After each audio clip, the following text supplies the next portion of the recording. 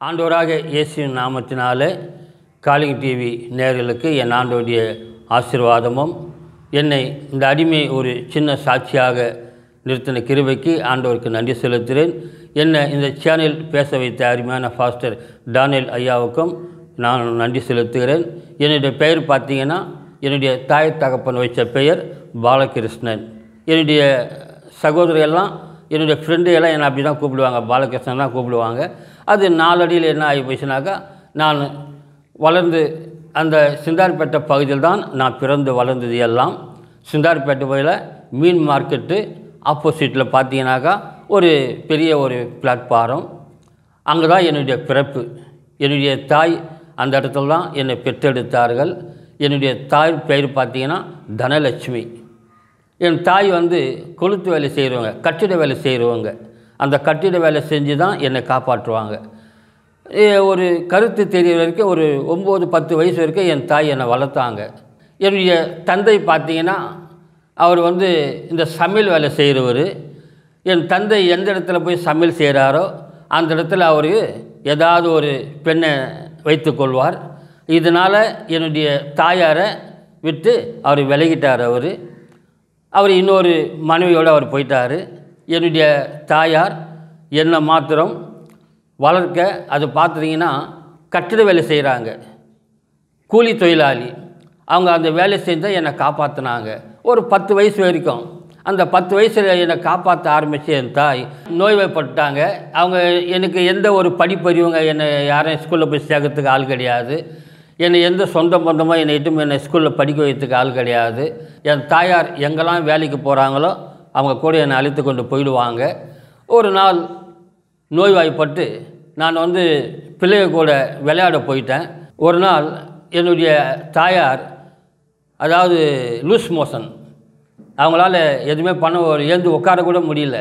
Loose motion ஆகிடுவோம். என்ன பண்ணிட்டாங்க, அவங்க அங்கே இருக்கிற ஜனங்கள்லாம், அந்த பிளாட்பாரத்தில் அங்கே இருக்கிற ஜனங்கள்லாம் என்ன பண்ணிட்டாங்க, நான் விளையாட போயிட்ட உடனே அங்கே இருக்கிற ஜனங்கள்லாம் என்ன பண்ணாங்க, ஜிஹெச்சில் எடுத்து போய்ட்டு அட்மிஷன் பண்ணிட்டாங்க. அங்கே போகும்போது நான் இந்த சின்ன வயசாக இருக்கோ, நான் போய் எந்த ஆஸ்பத்திரின்னு தெரியாத நான் அங்கேயே உட்காந்து என்னை அடிக்கிறதுக்கு ஒரு கொம்பும் அழுக்கு துணி மூட்டைகளும் இருந்தது. நான் அது மேலே உட்காந்து என் தாயை நினச்சி நான் அழ ஆரம்பித்தேன். அப்புறம் அங்கே இருக்கிறவங்களாம் சொன்னாங்க, உன்னுடைய அம்மா ஆஸ்பத்திரியில் சேர்த்துக்கிறாங்கப்பா அப்படின்னு. என்னால் எனக்கு தெரியாது, ஜிஹெச்சி எந்த பக்கம் இருக்குதுன்னு எனக்கு தெரியாது. ஆகையினால நான் என்ன பண்ணிட்டேன், என்னால் போக முடியல. நான் அங்கேயே உட்காந்து அழுதுன்னு இருந்தேன். அதுக்கப்புறமேட்டு இட்டு போய் சேர்த்தவங்க சொல்லிட்டாங்க, உன்னுடைய அம்மா மறிச்சிட்டாங்க, இறந்துட்டாங்க அப்படின்னு சொன்னோடனே எனக்கு என்ன செய்யுதுன்னு எனக்கு புரியல. எனக்கு எந்த சொந்த பந்தங்களும் கிடையாது, யாரையும் என்னை தேடின்னு வரமாட்டாங்க. அந்த பிளாட்பாரத்தில் உட்காந்து நான் அழ ஆரம்பித்தேன். என் தாய் மறித்துட்டோடனே எனக்கு சாப்பாடு போடுறதுக்கு ஆள் கிடையாது, எந்த சொந்த முதல்ல என்னை தேடி வராது. ஒருவேளை சாப்பாட்டுக்கு இல்லாமல் நான் பசியில் நான் அவசரப்பட்டு இருக்கும்போது அந்த பகுதியில் என்ன செய்வேனாக்கா, அங்கே இதே சிந்தார்பேட்டை பகுதியில் சிங்கனச்செட்டி தெரு, கலவச்செட்டி தெருன்னு பல தெருக்கள் உண்டு. சிந்தார்பேட்டை மீன் மார்க்கெட்டுக்கு ஆப்போசிட்டில் பார்த்தீங்கன்னா அது ஒரு நல்ல ஒரு ஊர். அந்த ஒவ்வொரு தெருவிலும் நான் என்ன பண்ணுவேன்னா போயிட்டு ஒருவேளை சாப்பாட்டுக்கு வழி இல்லாமல் எந்த சொந்த பந்தங்களும் என்னை தேடி வராமல் இருக்கிற அந்த பட்சத்தில் நான் ஒவ்வொரு வீடாக போயிட்டு நான் பிச்சை எடுக்க ஆரம்பித்தேன். ஒவ்வொரு வீடாக போய் நான் பிச்சை எடுக்க ஆரம்பித்தேங்க. பசியின் கொடுமை. என் தாய் இருந்தால் என்னை பசி என்னவென்றே எனக்கு தெரியாது. ஆனால் என்னுடைய தாய் மறிச்சிட்டாங்க. இன்றைக்கி அந்த ஒரு வேளை சாப்பாட்டு கூட எனக்கு கிடைக்கல. எங்கே போய் நான் கேட்குதுன்னு தெரியல. அந்த பகுதியில் இருக்கிற ஒவ்வொரு வீடாக போயிட்டு நான் பிச்சை எடுக்க ஆரம்பித்தேன். அனாதையாய் அலைந்தேன், பசியோடு திரிந்தேன், அரவணைக்கால் இல்லையே, உணவு கொடுக்க யாரும் இல்லையே, எனக்கு சாப்பாடு கூட கிடைக்கவில்லையே, ஒரு வார்த்தை சொல்லும் நேசரே காத்திருக்கின்றேன், நீர் சொல்லும் வார்த்தை நெஞ்சில் நிலைத்திருக்கே, நேசரே பேசுமே. அனாதையாக அலைஞ்சேன். ஒரு வேளை சாப்பாட்டு கூட வைக்கலாமல் நான் இருந்த பகுதியில் ஒவ்வொரு வீடாக போயிட்டு நான் பிச்சை எடுக்க ஆரம்பித்தேங்க. நான் பிச்சை எடுக்க ஆரம்பித்தேன். சில நேரத்தில் இருக்கும்போது என்ன பண்ணுவாங்க, சாப்பாடு போடுவாங்க. ஆனால் சில நேரத்தில் என்ன பண்ணாங்க, உள்ளே இருந்துக்குன்னு தண்ணி மொண்டு ஊற்றுவாங்க. இதெல்லாம் துடைச்சிக்கின்னு சில நேரத்தில் சாப்பாடே கிடைக்காது. சாப்பாடு கிடைக்காத அந்த பட்சத்தில் நான் என்னங்க செய்ய முடியும்? இந்த வயிற்றுக்கு தெரியுமா? ஆனால் பசி அது ஒரு மாத்திரம் தான் தெரியும். இந்த பசியை போக்குவதற்கு எனக்கு எந்த வழியும் தெரியல. நான் போய் பிச்சை எடுக்கிற இடத்துல சில நேரத்தில் போடுவாங்க, சில நேரத்தில் விரட்டி அடிப்பாங்க. அப்படியாப்பட்ட பட்சத்தில், அப்படியாப்பட்ட ஒரு சமயத்தில் அந்த பகுதிகளில் நிறைய குப்பை தொட்டிகள் உண்டு. மீந்து போகிற சாப்பாட்டை ஏழைகளுக்கு கொடுக்காம இருக்கிறவங்க என்ன பண்ணுவாங்க, அந்த குப்பை தொட்டியில் போய் கொட்டுவாங்க. அந்த குப்பை தொட்டியில் கொட்டுவாங்க.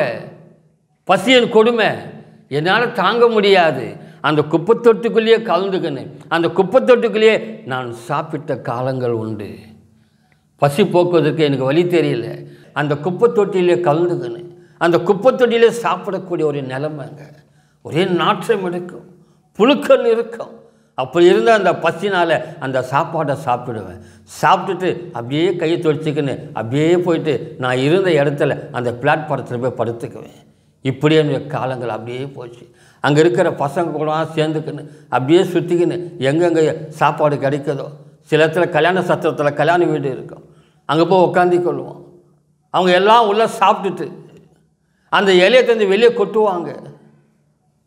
அதில் இருக்கிற சாப்பாடெல்லாம் எடுத்து நானும் என்னை மாதிரி பாதிக்கப்பட்ட பிள்ளைகளும் ஒன்றா உட்காந்து அந்த எச்சியில் இருக்கிற சாப்பாடை நாங்கள் சாப்பிட்ட காலங்கள் உண்டு.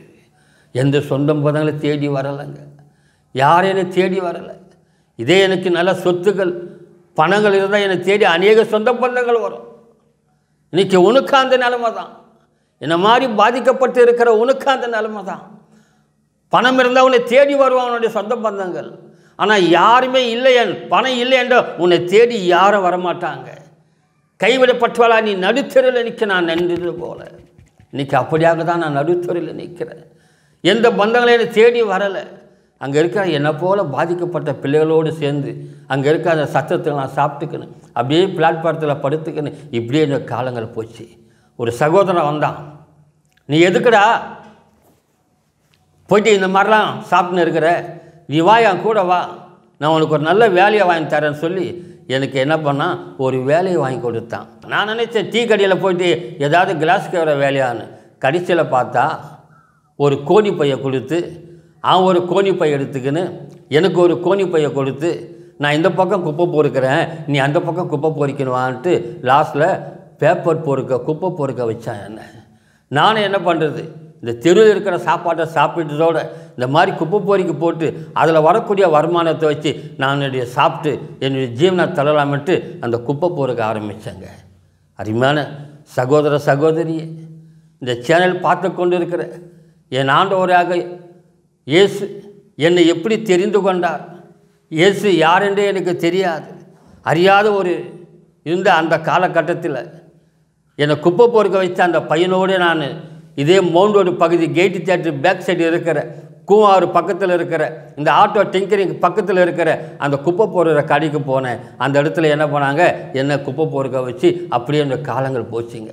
இப்படியே இருக்கும்போது என் ஆண்டவர் தாவீதுக்கு சொன்னது போல, தாயின் கருவில் உன்னை தெரிந்து கொண்ட என் ஆண்டவர் அதே போல் என்னை தெரிந்து கொண்டாருங்க. நான் குப்பை பொறிக்கின்னு இருந்தேன், தெருவாக குப்பை பொறிக்கின்னு இருந்தேன். அநேக கெட்ட பழக்கங்கள், கெட்ட சவகாசங்கள் இன்றைக்கும் பார்த்தீங்கன்னா அநேக இடத்துல நீங்கள் பார்த்துருப்பீங்க. குப்பை பொறுக்கிற தொழிலாளர்கள் எந்த அளவுக்கு இருந்திருப்பாங்கன்னு. போதை, கஞ்சா பழக்கம், சாராய பழக்கம், பல கெட்ட சவகாசங்கள் அவங்களோடு இருக்கும்.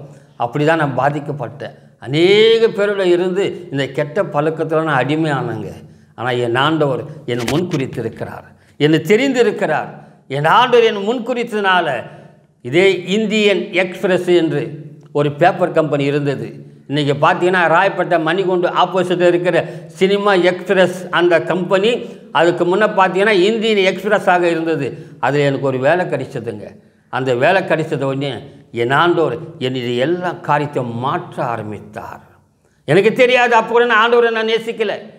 இயேசு யாருன்னு எனக்கு தெரியாது. ஆண்டவரை பற்றி நான் ஒரு நாளும் அறிந்தது கிடையாது. ஆனால் அந்த இடத்துல எனக்கு ஒரு வேலை கிடைச்ச உடனே என்னுடைய உடைகள் எல்லாவற்றையும் மாற்ற ஆரம்பித்தேன். அப்படியே கொஞ்சம் ஒரு நல்ல ஒரு லெவலுக்கு வரும்போது அங்கே கூட இருந்த என்னுடைய உடன்பிறவாத ஒரு சகோதரி சொன்னாங்க, நான் இப்படியே இருக்கிறது உனக்கு நல்லதல்ல, ஒரு ஏற்ற ஒரு பொண்ணை பார்த்து உனக்கு நான் கட்டி வைக்கிறேன் அப்படின்னு சொன்னாங்க. ஆனால் நான் அனாதையாக இருக்கிறேன். எனக்கு எந்த சொந்த பந்தமும் கிடையாது, எந்த சொத்து பத்தம் கிடையாது. எனக்கு யார் எனக்கு பொண்ணு கொடுப்பாங்க? அப்போ என்னுடைய சகோதரி சொன்னாங்க, நான் பார்த்து வைக்கிறேன்னா நிச்சயமாக நான் உனக்கு திருமணம் செய்யாமல் விட மாட்டேன், நான் பார்த்து வைக்கிறேன் சொல்லி இதே புளியாந்தோப்பு பகுதியில் நல்லா கவனிங்க. நான் பிறந்து வளர்ந்தது எல்லாம் சிந்தார்பட்ட பகுதி. நான் சுற்றின இடம்லாம் சிந்தார்பட்ட பகுதி. சிந்தார்பட்ட பகுதி மாத்திரமல்ல, இந்த சென்னை மெட்ராஸ் பகுதியில் நான் போய் சுற்றாத இடம் கிடையாது. ஏன்னா எல்லாம் குப்பை பொறுக்கிற இடம். பட்டினம்பாக்கத்துலேருந்து ஐஸ் ஹவுஸ்லேருந்து அடியாரை தாண்டி எல்லா ஊரும் போய் குப்பை பொறுக்கினவங்க நான். இன்றைக்கி குப்பை பொறுக்குன்னு தான் என் ஆண்டு உங்கள் மத்தியில் நிற்க வச்சிருக்கிறார் ஒரு சாட்சியாக. இயேசுவை நான் எப்படி தெரிந்து கொண்டேன், யார் மூலமாக தெரிந்து கொண்டேன், உங்கள் மத்தியில் அந்த சாட்சியை நான் சொல்ல ஆரம்பிக்கிறேங்க. இந்த இந்தியன் எக்ஸ்பிரஸ் எனக்கு வேலை கிடைச்ச உடனே என்னுடைய லைஃப்பை என் ஆண்டவர் மாற்ற ஆரம்பித்தார். அதுலேருந்து எனக்கு ஒரு சேஞ்சு கிடைத்தது. என் உடன்பிறவாத ஒரு சகோதரி சொன்னாங்க, நான் உனக்கு திருமணத்தை நடத்தி வைக்கிறேன்னு. இதே புளியாந்தோப்பு பகுதியில் எனக்கு பெண் பார்க்கப்பட்டது. அவங்க அண்ணங்காரன் சொன்னார், ஏன்னா நான் ஒரு மாதிரியாக போவேன், நான் பெண் பார்க்கும்போது நான் ஒரு மாதிரியாக போனேன். துபாயில் இவங்க கட்டிக்கின்னு கைத்தில் கருப்பு கவரெலாம் போட்டுக்கின்னு ஒரு மாதிரியாக வித்தியாசமாக போனேன். சாரா விற்கிற வியாபாரிங்க எப்படி இருப்பாங்களோ அந்த மாதிரி கெட்டப்பில் இருந்தேன் நான். இதெல்லாம் பார்த்தோன்னே என்னுடைய மனைவி அவன் அண்ணன் என்ன சொல்லிட்டார், இல்லை என்னுடைய தங்கச்சி நான் இவனுக்கு கொடுக்க மாட்டேன், இவன் கேடி மாதிரி இருக்கிறான் அப்படின்ட்டு என்னை அவாய்ட் பண்ணாங்க. ஆனால் ஆண்டவர் யார் கண்களையாவது உனக்கு தயவு கிடைக்க செய்யக்கூடிய என் ஆண்டவர் என்னுடைய மாமியார் மூலமாக எனக்கு சொன்னாங்க, யார் என்ன சொன்னாலும் பரவாயில்லப்பா, என்னுடைய பொண்ணு நான் உனக்கு தான்ப்பா கொடுப்பேன்னு. நான் ரொம்ப தெம்பாயிட்டேன். எங்கேயோ அனாதியாக நம்ம கிடந்தோம், அனாதியாக செத்து போயிருப்போம். ஆனால் இந்த இடத்துல இந்த அருமையான அன்பு தாயார் சொன்னாங்க, என் பொண்ணு உன்னை தவிர நான் யாருக்கும் கொடுக்க மாட்டேன்னு. காலங்கள் போனது. எனக்கு என்னுடைய மனைவிக்கும் திருமணம் நடந்தது. திருமணம் நடந்துன்னு வாழ்த்துனாங்க, குடியும் கொடுத்தனமாக இருன்னு. இதே புளியாந்தோப்பு பகுதியில் நான் இருக்கிற பகுதியில் அங்கே ஒரு ஒயின் ஷாப்பு இருந்தது. அப்போல்லாம் பார்த்தீங்கன்னா நான் ரொம்ப பீர் குடிக்க ஆரம்பிப்பேன். இதை குடிச்சிட்டு போதை பழக்கம்தான். ரொம்பலாம் போக மாட்டேன், இதுதான் சாப்பிடுவேன். ஆனால் இருந்தாலும் குடும்பத்தில் குழந்தைகள் பிறக்க ஆரம்பிக்கும் போது பார்த்தீங்கன்னா இந்த குடும்பத்தில் பிரச்சனைகள் உருவானது. நான் நிறைய இந்த சூதாட்டத்துக்கு அடிமையாயிட்டேன், லாட்ரி சீட்டுக்கு அடிமையாயிட்டேன். சம்பாதிக்கிற பணத்தை எல்லாம் அதில் போயிட்டு சுரண்டி எல்லாவற்றையும் அதில் விட்டுடுவேன். ஒரு நம்பர் லாட்ரியில் விட்டுடுவேன். என் குடும்பத்தை பட்னியும் பசியமாக நடுத்தருவில் நிறுத்தினவன். என் குடும்பத்தை நடுத்தருவில் என் பிள்ளைகளெல்லாம் பட்னியாகட்டு. அவர்களெல்லாம் பரிதவிப்பார்கள், ஐயோ அப்பா வருவார் சம்பாதிச்சுக்கன்னு. சம்பாதிக்கிற துட்டையெல்லாம் அந்த சூதாட்டத்தில் தோத்துட்டு வெறும் கையோடு வந்து பொய் சொல்லுவேன். என் ஆண்டவராக இயேசு யார் என்று அறியாது, இயேசு பற்றி தெரியாது. என்னுடைய பிள்ளைகள் எல்லாம் பட்னியும் பசியமாக இருந்தாங்க.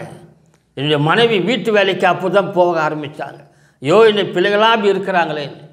அருமையான சகோதர சகோதரிகள், என் ஆண்டவர் திக்கற்ற பிள்ளைகளுக்கு என் ஆண்டவரே தேவனாக இருந்து அந்த குடும்பத்தை பாதுகாக்கிற என் ஆண்டவர் என் குடும்பத்தை கைவிடலைங்க. எனக்கு குடும்பத்தை கைவிடலை. இதுக்கு உதாரணமாக என்னுடைய மனைவிக்கு கர்ப்பத்தில் கேன்சர் கட்டிய உருவானது. இது உருவானதுங்க. நான் பிறந்து வளர்ந்ததெல்லாம் சிந்தார்பட்ட பகுதி. ஆனால் நான் புண்ணு எடுக்க வந்ததோ புளியாந்தோப்பு பகுதி. என் ஆண்டவர் ஏன் அங்கெல்லாம் இல்லாத பொண்ணா இங்கே இருக்குது? என் ஆண்டவர் திட்டம் வச்சிருக்கிறார். ஏன் தெரியுமா? என்னுடைய மாமியார் குடும்பம், என்னுடைய மனைவி குடும்பம் ஒரு மோசமான குடும்பங்கள். அவர்கள் பேசக்கூடிய வார்த்தைகள் அவர் மோசமான குடும்பம். அதிலிருந்து அந்த குடும்பத்தை மீட்டெடுப்பதற்கு என் ஆண்டு ஒரு திட்டம் வச்சிருந்தார். என் மனைவியை கரம் பிடித்தேன், என் மனைவிக்கு கரம் பிடித்தேன். திருமணம் நடந்தது, முதல் பிள்ளை பிறந்தது. கர்ப்பத்தில் கேன்சர் கட்டி என்னுடைய மனைவி பேர் பார்த்தீங்கன்னா செல்வி. என்னுடைய முதல் மகன் மகேந்திரன், இரண்டாவது பெண் சர்மிளா, மூன்றாவது பெண் தேன்மொழி. 3 பிள்ளைகளை எனக்கு என் ஆண்டவர் கொடுத்தார். இந்த 3 பிள்ளைகளுக்கு உணவு கொடுக்கிறது கூட முடியாமல் சம்பாதிக்கிற பணத்தை எல்லாம் சூதாட்டத்தில் தோற்று வந்தவன் தான் உங்கள் மத்தியில் என் ஆண்டு ஒரு சாட்சியாக நிற்க வச்சிருக்கிறார். அருமையான தேவ ஜனமே, இன்றைக்கு இந்த இயேசுவை பற்றி உங்களுக்கு நான் அறிவிக்க வந்தது நோக்கம் என்ன தெரியுமா? உங்களுக்கு பாவத்தில் இருந்த என்னை, படுகொலி இருந்த என்னை, குடும்பத்தையே நடுத்தல நிறுத்தின என்னை இன்றைக்கு உங்கள் மத்தியில் மாத்திரமல்ல, அட்ரெஸ்ஸே இல்லாமல் இருந்த என் ஆண்டவர் இன்றைக்கு இந்த புலியாந்த போல ஒரு அட்ரஸை கொடுத்து நிற்க வச்சிருக்கிறார். அந்த தேவனை பற்றி தான், அந்த இயேசுவை பற்றி தான் உங்கள் மத்தியில் நான் ஒரு சாட்சியாக சொல்கிறேன். என் ஆண்டவர் என்னை உயர்த்தினார். என்னுடைய மனைவி மூலமாக ஆண்டவரை பற்றி நான் தெரிந்து கொள்ள ஆரம்பித்தேன். முதல் ரட்சிக்கப்பட்டது, ஆண்டவரை ஏற்றுக்கொண்டது என்னுடைய மனைவி தான். கர்ப்பத்தில் கேன்சர் கட்டி நாங்கள் எங்கெங்கோ போனோம், எங்கெங்கோ அலைஞ்சோம், எந்த இடத்துல சுகம் கிடைக்கலங்க. நாங்கள் போகாத இடம் கிடையாது. பைபிள் வார்த்தை உண்டு, 12 வருடம் உதிரப்போக்கல் ஒரு சகோதரி எந்த அளவுக்கு பாதிக்கப்பட்டார்களோ அதே போல் என்னுடைய மனைவி 1 மாதம் உதிரப்போக்கினால் அவசரப்பட்டாங்க. நான் அவங்களோடு இருந்தேன், ஆனால் ஆண்டவரை பற்றி தெரியல. அந்த இடத்த சொல்கிறதுக்கு ஆள் கிடையாது. நான் இருந்த இடம் ஃபுல்லாக விக்கிர தோப்புகள். யாரும் அந்த இடத்துல ஆண்டவரை ஏற்றுக்கொள்ளாதவர்கள், ஆண்டவரை பற்றி யாரும் சொல்ல வராத இருந்த பகுதி நான் இருந்த பகுதி. ஒரு நேரம்னு ஒன்று வந்தது. என்னுடைய மனைவி எடுத்து போய் ஸ்டான்லி நான் அட்மிஷன் போட்டேன். அவங்களால் தூங்க முடியல. ட்ரைனிங் டாக்டர் வந்து ஊசி குத்து தெரியாதத்துல குத்தி கையில் ரத்தமாக ஊற்றுது, தூக்கம் பிடிக்கல அவங்களுக்கு. அந்த இடத்துல அருமையான ஒரு மகளை என் ஆண்டவர் ஆயத்தப்படுத்தியிருந்தார். ரட்சிக்கப்பட்ட ஒரு மகள், ஒரு வாலிப பெண். அந்த பெண் வந்து, அக்கா நீங்கள் ரொம்ப கஷ்டப்படுறீங்க, நான் உங்களுக்காக நான் ஜெபிக்கிறேன், என் இயேசு உங்களுக்கு நல்ல தூக்கத்தை கொடுப்பாருன்னு. அந்த அம்மாவுக்கு தெரியாது இயேசு பற்றிலாம், என்னுடைய மனைவிக்கு தெரியாது இயேசு பற்றிலாம். அந்த மகள் சொன்னாங்களே, நீ நல்லா தூங்குவ, இப்போ நான் ஜெபிக்கிறேன் அப்படின்ட்டு அந்த அருமையான அந்த வாலிப மகள் என்னுடைய மனைவி தலைமையில் கையை வச்சு ஜெபம் பண்ணியிருக்கிறாங்க. அந்த ஜெபம் பண்ண அந்த இரவு என்னுடைய மனைவிக்கு நல்ல ஒரு தூக்கத்தை என் ஆண்டவர் கொடுத்திருக்கிறார். இதன் மூலமாக என்னுடைய மனைவி ஆண்டவரை பிடிக்க ஆரம்பித்தார், ஆண்டவரை நேசிக்க ஆரம்பித்தார்.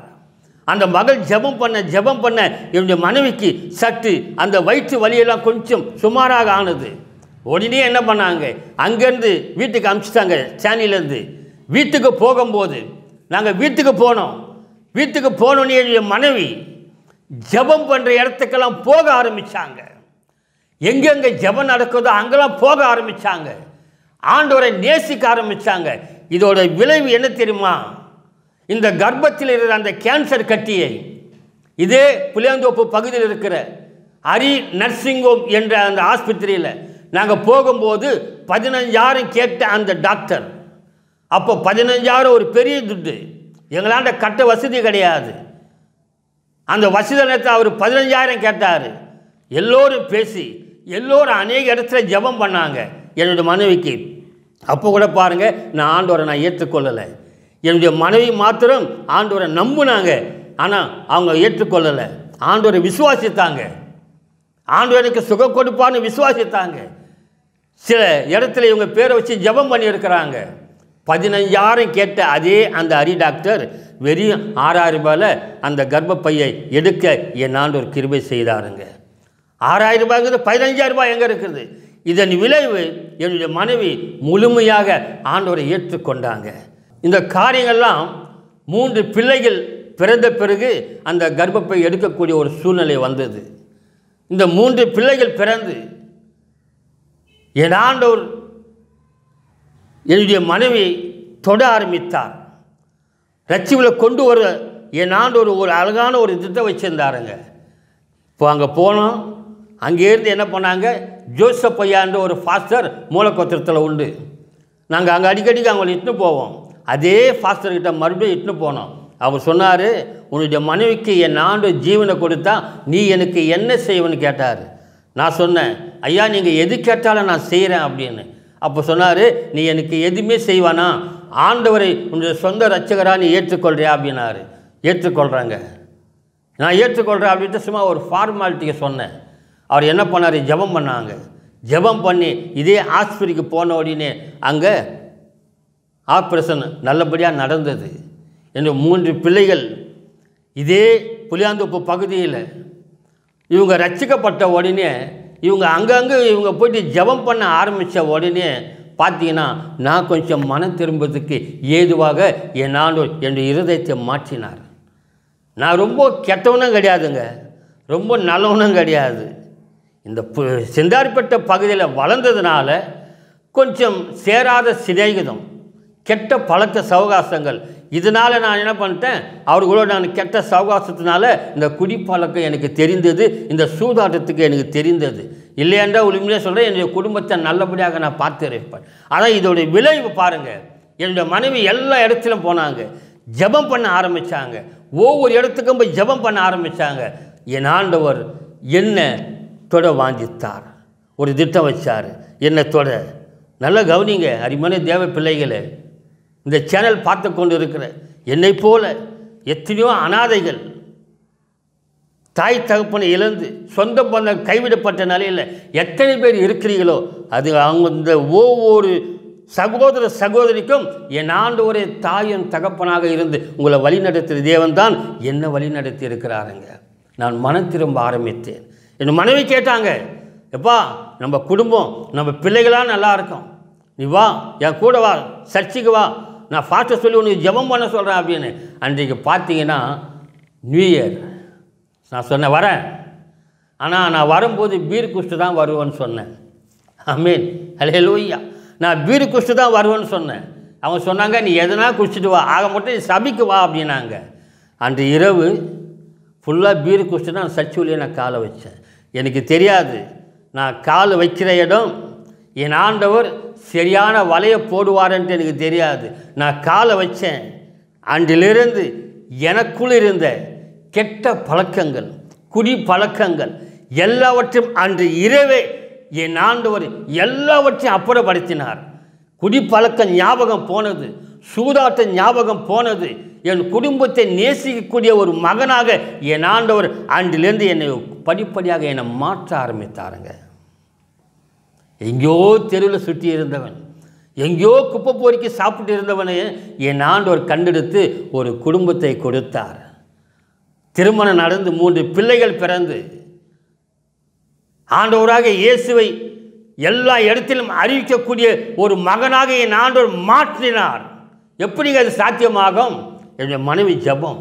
என் மனைவி ஜெபம் பண்ணாங்க, என் கணவரை மாற்றுங்க ஆண்டவரே, என் கணவரை எல்லாவற்றையும் விடுதலை கொடுங்கன்ட்டு போய் ஜெபிக்க ஆரம்பித்தாங்க. இன்றைக்கி எத்தனை சகோதரி இது மாதிரி பார்க்குறீங்க?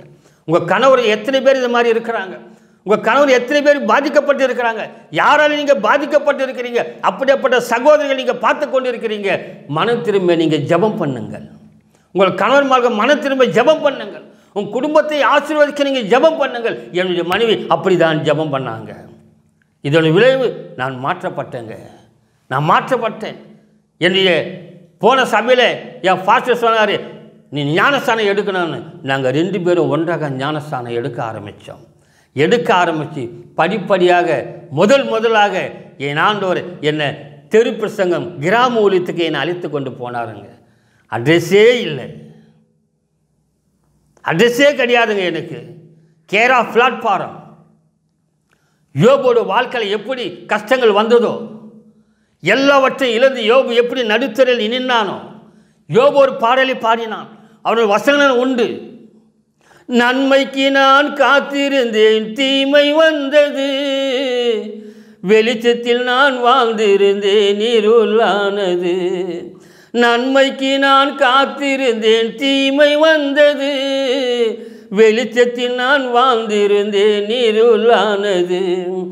இயேசு என்னும் ஒளி என் மேல் வந்தது, இயேசு என்னும் ஒளி என் மேல் வந்தது, இருளான எந்தன் வாழ்க்கை வெளிச்சமானது, இருளான எந்தன் வாழ்க்கை வெளிச்சமானது. அல்லேலூயா. இருளில் இருந்த என் வாழ்க்கையை நான் வெளிச்சமாக மாற்றினார். என் குடும்பத்தை நல்ல உயர்வுக்கு கொண்டு வந்தாருங்க. என் பிள்ளைகள் வளர்ந்தது, எல்லாம் வளர்ந்து பெரிய பிள்ளையாக என் ஆண்டவர் மாற்றினார். ஒரு நாள் வந்தது, என் மகனுக்கு திருமணம் நடந்தது, அவர்களுக்கு திருமணம் நடந்தது. அத்தோடு என் 2 பெண் பிள்ளைக்கு திருமணம் நடந்து ஒவ்வொருவராக. நல்லா கவனிங்க, எனக்கு எந்த பேங்க் பேலன்ஸும் கிடையாது. என்னுடைய லாஸ்ட் மகளோட திருமணத்தை என் ஆண்டவர் ஒரு பணக்கார வீட்டு கல்யாணத்தை போல என் ஆண்டவர் நடக்க கிருபை செஞ்சாருங்க. இதெல்லாம் ஆண்டவரை ஏற்றுக்கொண்ட பிறகு நடந்தது. நான் எப்போது ஆண்டவரை என் சொந்த இரட்சகராக நான் ஏற்றுக்கொண்டனோ என் குடும்பத்தை என் ஆண்டவர் நடத்த ஆரம்பித்தாருங்க. பாவத்தை என்னை தூக்கி எடுத்தார், சாபத்தை என்னை தூக்கி எடுத்தார், என் குடும்பத்தை ஒரு நல்ல நிலைமைக்கு கொண்டு வந்தார். என்னை மாற்றின என் ஆண்டவர் பாவத்தில் இருக்கிற உன் குடும்பத்தை நடுத்தலுடன் நிறுத்துகிற உன்னை என் ஆண்டவர் இன்றைக்கு மாற்றுவார். இந்த சாட்சியம் மூலமாக உன்னுடைய இருதயம் தொடப்படும். என்னை தொட்ட என் ஆண்டவர் கேட்கிற இந்த சாட்சி மூலமாக உன் இருதயம் தொடப்படும், உன் குடும்பம் கட்டப்படும். என் குடும்பத்தை என் ஆண்டவர் நடத்தினாருங்க. 3 பிள்ளைகளுக்கு திருமணத்தை என் ஆண்டவர் நடத்தினார், அழகாக நடத்தினார். இதில் நான் ஊழியம் செய்ய ஆரம்பித்தேன். ஒரு ஊழியக்காரனாக தெருவில் குப்பை பொறுக்க இருந்தவனுங்க. குப்பை பொறுக்க ஒரு பாவியாக இருந்தவன். தெருவாக குப்பை பொறுக்க குப்பை தொட்டிலே கவுந்து சாப்பிட்ட என்ன என் ஆண்டவர் இன்றைக்கு அட்ரஸே இல்லாத இந்த புளியாந்தோப்பு பகுதியில் ஜமீன்தார் என்று ஒரு அட்ரஸை கொடுத்து இன்றைக்கி புளியாந்தோப்பு ஜமீன் என்றால் யாரை கேட்டாலும் சொல்ல அளவுக்கு என் ஆண்டவர் உயர்த்திருக்கிறார். தான் அவர் தான் மெய்யான தேவன், என் ஆண்டவராக இயேசு. அவர் என்னை உயர்த்தினாருங்க. முதலாக கிராம ஊழியத்துக்கு போனோம். ஆண்டவருக்காக ஊழியம் செய்ய ஆரம்பித்தேன். கிராமத்தில் கத்த ஆரம்பித்தேன். ஒவ்வொரு இடமாக போய் ஆண்டவர் பற்றி சொல்ல ஆரம்பித்தேன். என்னுடைய பாஸ்டர் வந்தார். ஒரு பெரிய ஜமீன்தார் மத்தியில் இருக்கிறாரு, அவர் சாட்சி சொல்லுவார் அப்படின்னு என்ன நல்ல பெரிய கூட்டமாக இருக்கிற என் ஆண்டவர் என்னை பேச வச்சாருங்க. பேசியது நான் கிடையாது, என் ஆண்டவர் என்னை பயன்படுத்த ஆரம்பித்தார். கண்ணீரோடு ஜெபிக்கக்கூடிய ஜெபத்தை அவர்கள் மத்தியில் நான் வைக்க ஆரம்பித்தாங்க. அநேக இருதயங்கள் உடைக்கப்பட்டது, அநேக ஜனங்கள் தொடப்பட்டாங்க. அப்படியே ஸ்டெப் பை ஸ்டெப்பாக. இன்னொன்று உங்களுக்கு நான் சொல்ல வாஞ்சிக்கிறேன். நான் எந்த எழுத்தறிவு அறியாதவன், பள்ளிக்கூடத்துக்கு போகாதவன், எனக்கு படிப்பு வாசனையே தெரியாதுங்க. ஏன்னா என்னை படிக்க வைக்க ஆள் கிடையாது. சின்ன வயசுலேயே என் தாய் இழந்துட்டேன், தந்தையும் போயிட்டார். அவர் இன்னொரு பொண்டாட்டியோடு போயிட்டார். என்னை படிக்க வைக்க ஆள் கிடையாது. நான் படிக்க வைக்கணும், நான் சின்ன வயசில் ஏங்கினேங்க. விரும்பியே என்னை படிக்க வச்சுருந்தா நல்லா படிச்சிருப்பேங்க. நான் சின்ன வயசில் ரேஸ் புக்கை எடுத்துக்கின்னு தெருவாக ஓடுவேன். என் ஃப்ரெண்டுங்க கேட்பாங்க, எங்கடா போகிறேன்னு. நான் ஸ்கூலுக்கு போகிறேன்னு சொல்லிட்டு ஓடுவேன். ரேஸ் புக்கை கையில் வச்சுன்னு ஓடுவேன். அந்த அளவுக்கு எனக்கு படிப்பு மேலே அவ்வளோ ஒரு வாஞ்சு. ஆனால் படிக்க வைக்க ஆள் கிடையாது. ஆனால் எப்படிங்க அவனுக்கு படிப்பறிவு வந்தது? இன்றைக்கி இங்கிலீஷ் படிக்கவும் பேசுவோம் எழுதுவோம், தமிழ் படிக்கவும் எழுதுவோம். என் ஆண்டவர் கிருபை சார் எப்படி நடந்தது? இது எப்படி சாத்தியமாகும்? சாலமோனுக்கு கொடுத்த ஞானத்தை, அவன் கேட்காமல் கொடுத்த ஞானத்தை என் ஆண்டவர் கேட்டது 1 கொடுத்தது 2 ஐஸ்வர்யத்தை சேர்த்து ஆசீர்வதித்தார் இல்லையா? அதே போல் நான் கேட்கலங்க. ஆனால் இருந்தாலும் என் ஆண்டவர் என்னுடைய ஞானத்தை என் ஆண்டவர் என் தலைமையில் ஊற்றினார். நல்லா படிக்க வச்சார். எப்படியாப்பட்ட படிக்க தெரிஞ்சனும் எனக்கு கீழே உட்கார வச்சார். இதே ஹைகோர்ட்டில் எப்படியாப்பட்ட படிப்பறிவாளுங்க இருந்தாங்க, சூப்பராக பெரிய பெரிய ஆளுங்க. எனக்கு கீழே உட்கார வச்சார். காரணம் என்ன தெரியுமா? அங்கே எழுதியிருக்கிற இங்கிலீஷ் அவங்களால படிக்க தெரியாது. ஆண்டவர் என்ன படிக்க வைக்க எனக்கு கிருபை செய்தாருங்க. அல்லேலூயா. கர்த்தர் நாம மையப்படும். இந்த சாட்சி மூலமாக கேட்குற உனக்கு அநேக பிள்ளைகள், என்னை போல அனாதியாக இருக்கிற பிள்ளைகள், மனம் உடைந்து போய் யாரற்ற இருக்கிற நிலையில் இருக்கிறிய நீ, என் ஆண்டவர் இன்றைக்கு உன்னை தேற்றுவார், உன்னை ஆசீர்வதிப்பார். என் ஆண்டு உன்னை தேற்றி உன்னை தொடப்போகிறார். இந்த வார்த்தை மூலமாக என் ஆண்டவர் என்னை உயர்த்தினாருங்க. ஒரு ஊழியக்காராக மாற்றுவதற்கு எல்லா தகுதியும் எனக்கு கொடுக்க ஆரம்பித்தாருங்க. கிராம ஊழியத்துக்கு போனேன். அப்படியே கிராம ஊழியத்திலேருந்து இங்கே தெருவாக இங்கே தெரு பிரசங்கம் பண்ண ஆரம்பித்தேன். 4 அடியில் தெருவில் பிரசங்கம் பண்ண என்ன, சபைகளை பிரசங்கம் பண்ண வச்சு அழகு பார்த்த என் ஆண்டவராக இயேசு. சர்ச்சில் பேச வச்சு அழகு பார்த்த என் ஆண்டவர், அனாதியாக திரிந்தவன், ரோடாக அழிந்தவன், அப்படி இருந்த என்னை நல்ல குடும்பத்தை கொடுத்து 3 பிள்ளைகளை கொடுத்து இன்றைக்கி எனக்கு 67 வயசு ஆகுதுங்க.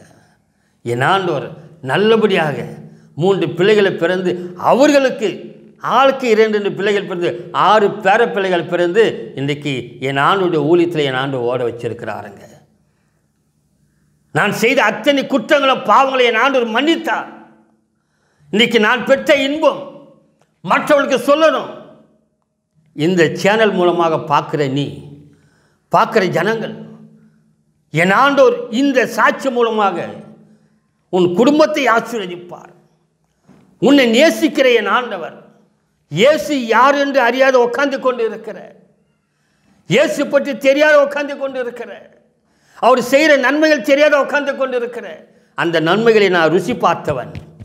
அனாதையாக அலைந்து திரிந்த எனக்கு ஒரு நல்ல குடும்பத்தை ஏற்படுத்தி இன்னைக்கு பேரப்பிள்ளைகளை பார்க்க வண்ணமாக என் ஆண்டவர் என் தலையை உயர்த்தி ஆயுசு நாட்களை கொடுத்து இருக்கிறார் இல்லையா?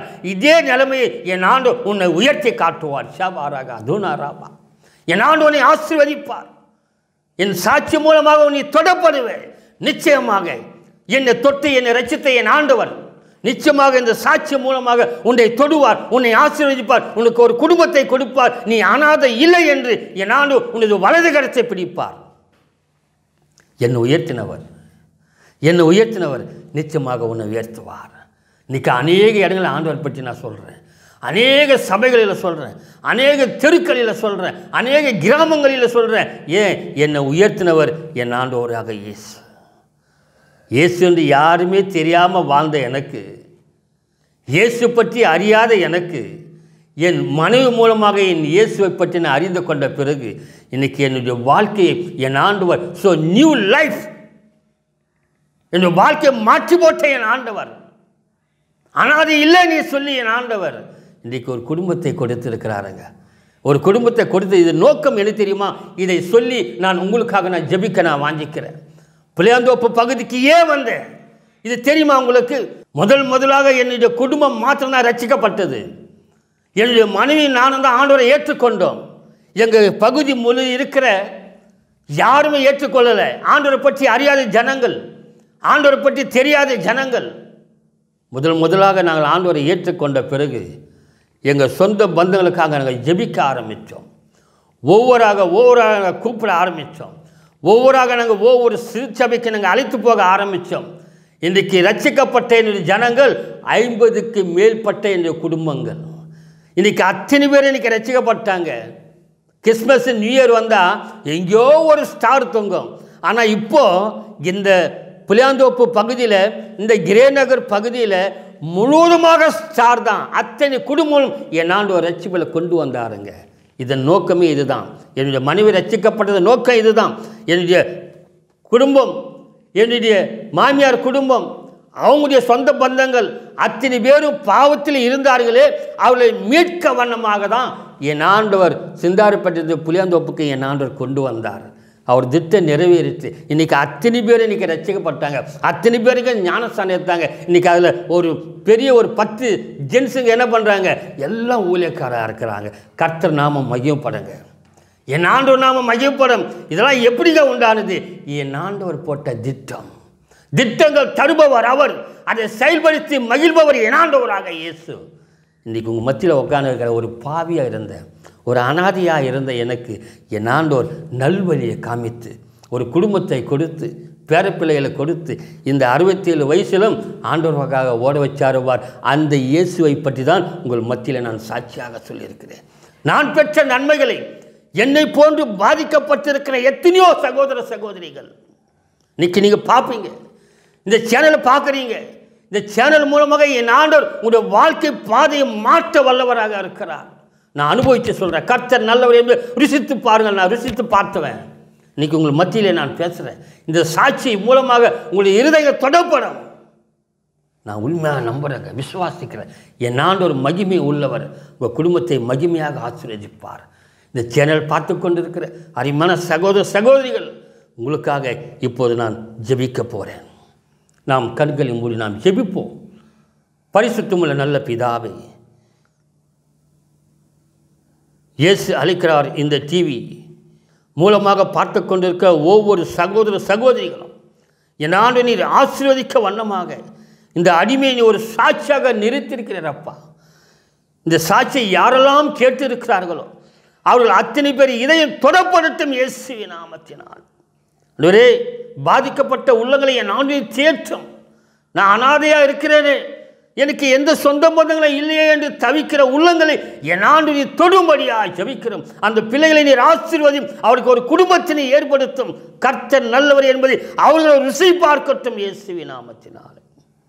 அப்படியாக என் ஆண்டவர் உங்களுடைய மன விருப்பத்தை நிறைவேற்றுவார், உங்கள் ஜெபத்தை கேட்பார். கர்த்தராக இயேசுவை நீங்கள் ஏற்றுக்கொள்ளுங்கள். நீங்கள் ஏற்றுக்கொள்ளும் போது உங்கள் வாழ்க்கை பாதை என் ஆண்டவர் மாற்றி உங்களை ஆசீர்வதித்து உங்களை என் ஆண்டவர் உயர்ந்த நிலையில் கொடுக்கிட்டு போக போகிறார். என் ஆண்டவராக இயேசு நாமம் மகிமைப்படும். கர்த்தர் உங்களை ஆசீர்வதிப்பராக.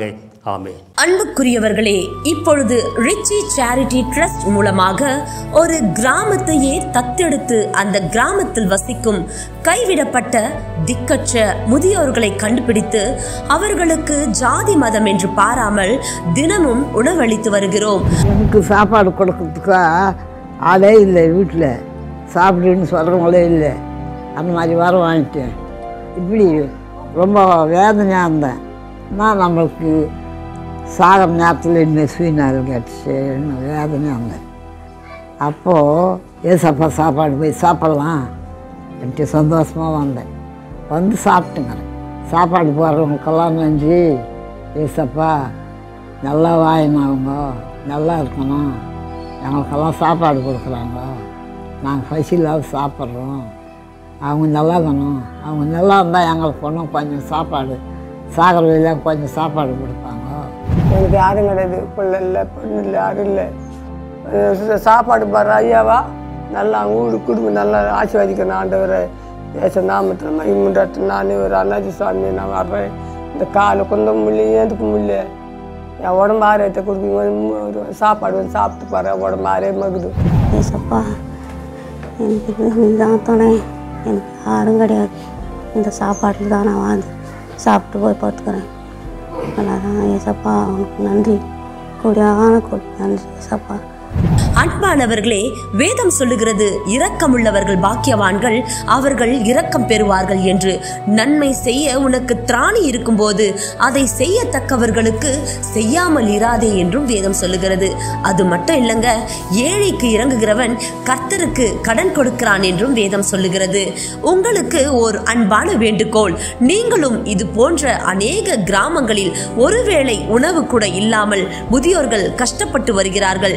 இந்த கைவிடப்பட்ட முதியோர்களுக்கு உணவளிக்க விருப்பமுள்ளவர்கள் இந்த மகத்தான ஊழியத்தில் இணைந்து கொள்ள அன்புடன் அழைக்கிறோம். தொடர்புக்கு 7200713563. கர்த்தர் தாமே உங்களை ஆசீர்வதிப்பாராக. ஆமேன்.